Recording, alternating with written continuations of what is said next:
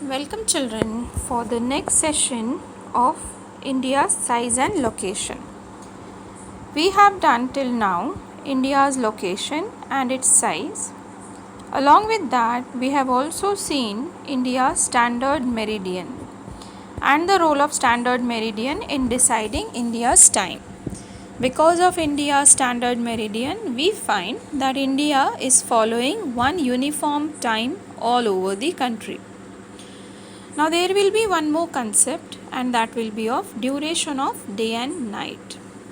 It is a short concept which is given in a question format, and the question will be displayed in the slide itself.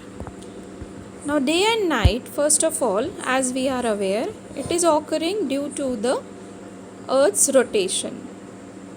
Because the Earth is rotating, a part of Earth is coming in front of the Sun, experiencing day, whereas the another half experiences night.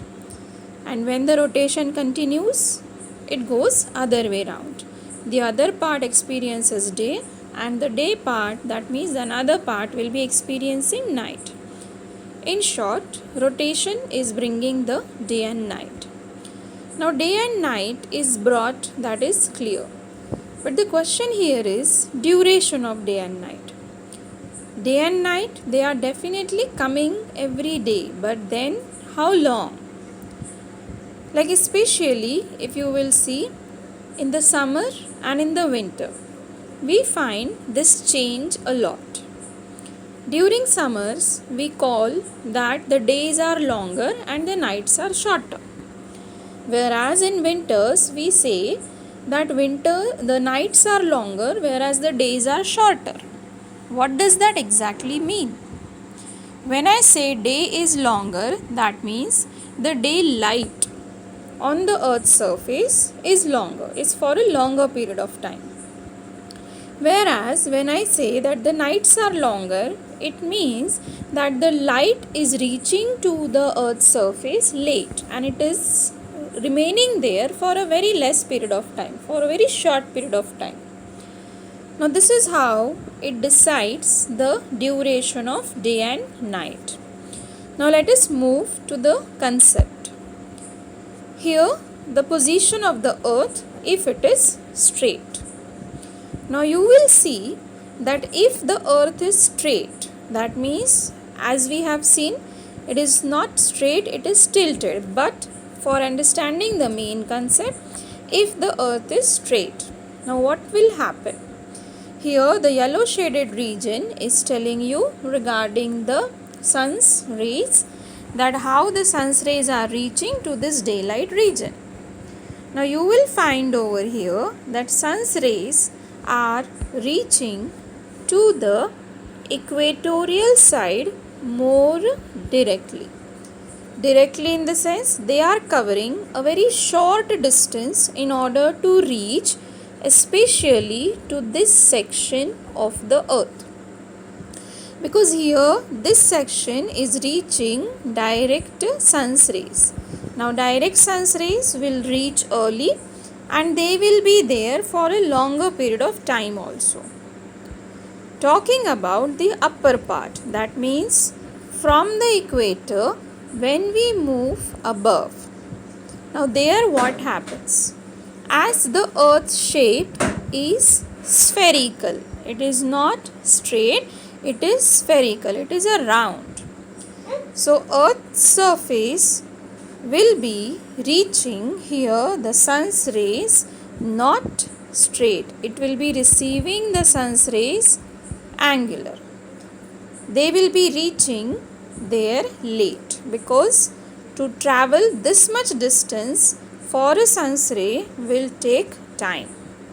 Similarly, if we see regarding the polar regions, the sun's rays, they have to cover a lot of distance to reach to the polar caps. Whereas over the equator we have seen it is a direct reaching of the sun's ray which is taking shorter distance. Here we understand that the same applies to the southern hemisphere also. In the southern hemisphere also, towards the polar caps, that means towards the south pole, we find that from the equator towards the polar regions, the sun's rays are taking more time to reach because the distance increases. This means that from the equator, the sun's rays will be taking time, and as a result, they will be having more presence over there. It means the daytime will be longer over there. Whereas, like moving back, here if you see here, the timing of the day will be longer. Whereas over towards the northern and towards the southern latitudes, which we say higher latitudes, the duration of the day will reduce. As you all are aware that equatorial regions, they experience 12 hours day, 12 hours night, that is equal day and equal night, ideally, basically. But if you know that over the poles, what happens over the poles? Now over the poles, you might be knowing that we experience 6 months day and 6 months night. So much is the duration difference occurs as we go from equator towards the polar sides. Right? To go more into the detail, here they have given you with the acute angle and the right angle also. So near the equator, the sun's rays are forming the right angle, so which is shorter for them to cover. So it remains for a longer time over there. They reach early also and they remain there for a longer period of time. And they are hot also. But if you will see the higher latitudes, there the sun's rays angle is forming an acute angle. It means it is traveling a longer distance to reach over there. By the time it gets cool also, it reaches late also. It means sunrise will be late over there, and even sunset will also be early over there. And as the temperature of theirs will be cool, we know that there the moderate temperature zones are there. Now this figure, if you remember, you have studied in your 6th standard. 6th standard, that this is a torrid zone. Torrid zone, that is very hot zone, because this is a zone where the sun's rays are direct and the temperature is maximum. Whereas you have, this is the upper part, which is called as the temperate zone. Temperate, that means the moderate temperature is there. It's not very hot, it's not very cold also, it is moderate, because the sun's rays here, they reach angular, they form an acute angle. It takes time and they are cooler also. If we talk about the poles, it hardly reaches actually, right? As a result, we experience that the pole regions or the polar caps, they are having very cold temperature. Moving to the next one. So during the summer and during the winter, we have these two different categories which are making the sun's rays, which is actually affecting the duration of day and night. Now here we have the northern and southern hemisphere, or the solstices there. Summer solstice and the winter solstice. This figure is there in front of you, which is you have studied this figure in the 6th standard. Now this movement of the earth is nothing but the revolution. That is Earth's revolution. Now earth, it moves around the sun. In that, it has two major positions. One, that is summer solstice, and the another winter solstice. Now which is winter and where it is summer? Basically these figures are named so as per the season experienced in the northern hemisphere. Now these two positions we will see in closer look. This is a position of summer solstice. Summer solstice where this is the northern hemisphere, northern pole, and this is the southern pole. Now you will find the actual position of earth here. As we have studied earlier, earth is not straight, it is tilted. So as it is tilted, we will see that northern hemisphere, that means this particular section is towards the sun. It is more close to the sun now. And if I show you the equatorial line, the sun's rays in this position, they are more direct. They are getting more direct sun's rays. Whereas the polar caps and all, yes, it is reaching but taking time. The distance is longer over there. In this position, the southern hemisphere, what is happening? South pole is not at all getting the sun's light. You will see it is slightly dark. They have made it darken. So it means now in this position, northern hemisphere is having 6 months day, whereas southern hemisphere, southern pole is basically is having the 6 months night. That is just an extra information. We have to understand that from the equator towards the northern side, the duration of day decreases. Over the equator, it is longer. Towards the pole, it is shorter. Same thing happens in the southern hemisphere also. Here it will be night time at that time. So obviously you will see sun's rays are hardly reaching and all of them are mostly slanting. So here the days will be very short in this situation and nights will be longer, because if the northern hemisphere is experiencing summer, southern hemisphere will be experiencing winter. And these figures are always named after the northern hemisphere season basically. Now the next position, the other side position.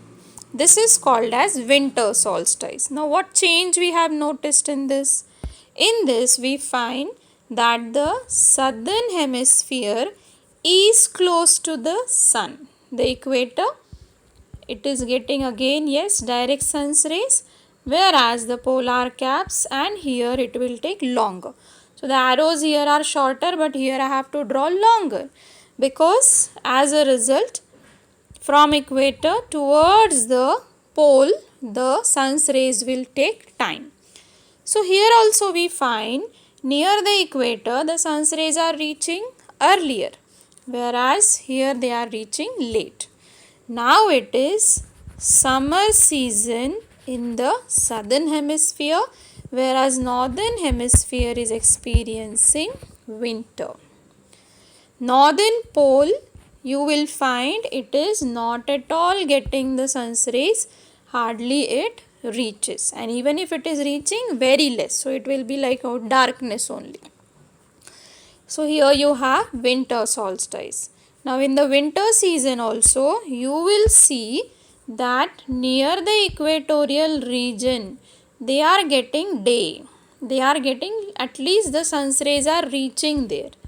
But as you are going above, the sun's rays are taking more time. So we conclude with this, and there is a question which is there in your textbook, and this will be only as your assignment question also, that why is the difference between the duration of day and night is hardly felt at Kanyakumari. Now hardly felt at Kanyakumari, it means we don't even feel that the daytime or night time is increasing or decreasing. Very minor change occurs actually in the summer and in the winter. Even if the day is increasing, even if the night is increasing, it is hardly recognizable in the Kanyakumari. But it is not so in Kashmir. Kashmir, which is above, here if the day is increasing, we are able to see, we are able to perceive that, because it is a very strong and a longer change actually. The difference, duration difference is quite a long in Kashmir. If the day is increasing, it will be quite long, and if the night is increasing, that will be also quite long. So hardly we will be able to notice it in Kanyakumari, but not so in Kashmir. Now why so? Why it must be happening? Let us see the position of Kanyakumari and Jammu and Kashmir. Kanyakumari is to the southern tip, and if you remember here, the degree was 8 degree 4 minutes north, whereas your equatorial lies below that. And we know at the equator, any season, whether it is winter or summer, but the sun's rays are more or less direct. So they don't have much change in the duration of day and night.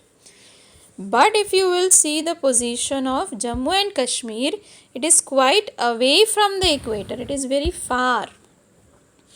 And here, what was the degree? So it was 37 degrees 6 minutes north. So it means Jammu and Kashmir is quite long. It is quite away from the equator.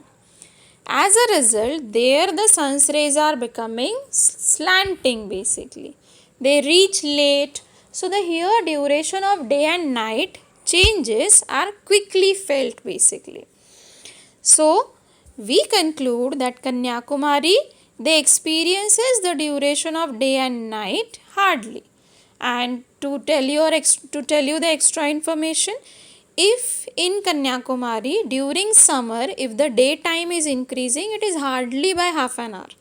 And even during winters, if the night time is increasing, that also is hardly by half an hour. Now, half an hour difference is hardly recognizable. But in Jammu and Kashmir, the day increases by 5.5 hours, and even the night increases by 5.5 hours. So why is this so? So we get, here you will see that southern side, that means Kanyakumari, is closer to the equator, whereas Jammu and Kashmir is away from the equator. So we give our answer. This is our answer for the question, which you have to write in points. Kanyakumari is closer to the equator, whereas Kashmir is far from the equator. This means that Kanyakumari is at a lesser altitude as compared to Kashmir. As equator receives direct sunlight, the duration between day and night would hardly be felt at Kanyakumari, but not so in Kashmir. So this was one question of your textbook which we have dealt. Thank you.